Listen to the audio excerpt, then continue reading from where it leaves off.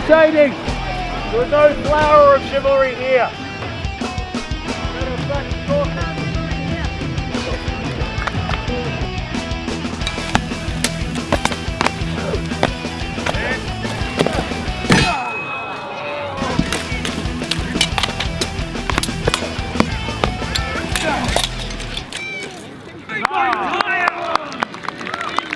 We just got off the last fight here on the field. I don't know if you recognize this helm, but this is the helm we made in our Making a Great Helm series. And this is Sarah, an incredible fighter. Would you like to remove your helmet and tell us how the battle went?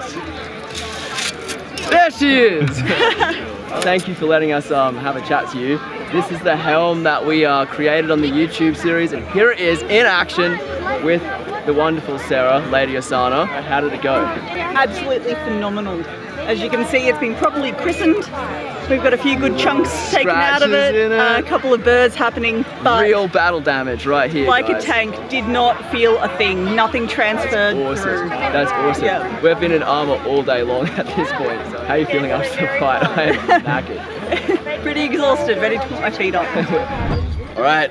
Back at camp, we've got all of these Dargans lined up here. Because for me as a kid, when I first came to the Abbey Medieval Festival, looking at all the reenactors, it's always a dream to make something worthy enough for a reenactor to wear and take into battle. And today has been all about seeing these helmets in action. I got to wear one, the guys wore them, Sarah wore her helmet that we got to make together, and I guess that's the dream come true right there, guys. How did wearing the Dargan helm make you feel? Because you've done a lot of different periods, right? Dark Age, you've worn the bassinet in the 14th century. How does wearing the 13th century helm feel? This particular helm, and I've worn a lot of different helms over the years, but this particular helm was made for me, to my shapes. This is the first helmet I've ever had actually made for me, and the experience of wearing a custom made piece cannot be topped. Absolutely felt invincible out there today wearing this, knowing and looking at it at the end, some of the shots that I took, none of that transferred through. That's amazing. And it's such a cool thing for me to hear, having made that, we made it together, is to hear that something that we crafted from a photograph to patterns to steel, and then transform that into a living object that goes out there and is functional on the battlefield. And this is the evidence. Sarah, the warrior, has taken it to the field, and she's come back in one piece and invincible, guys.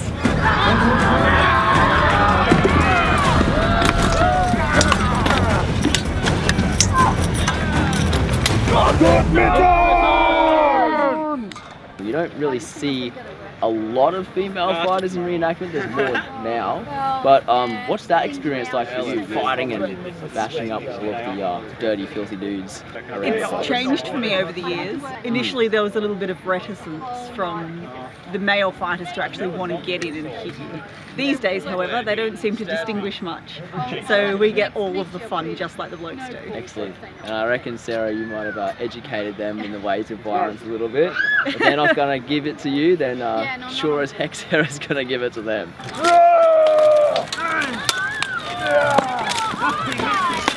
I've had the pleasure to cross swords with many of the fighters out here over the years. And whoop their butts, I can tell you. She's good.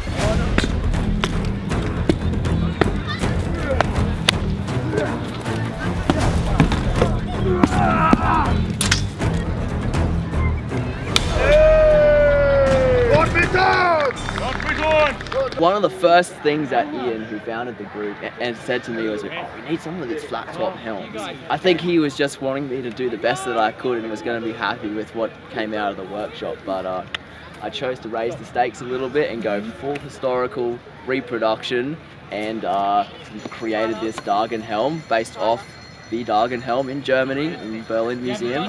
We wanted to create a group, a uniform look, because part of the Teutonic Order is it's a military order, and having a uniform, the black crosses on the white surcoat, the mail, the helm, just to create that uniform look is something you don't really get to see in reenactment ever.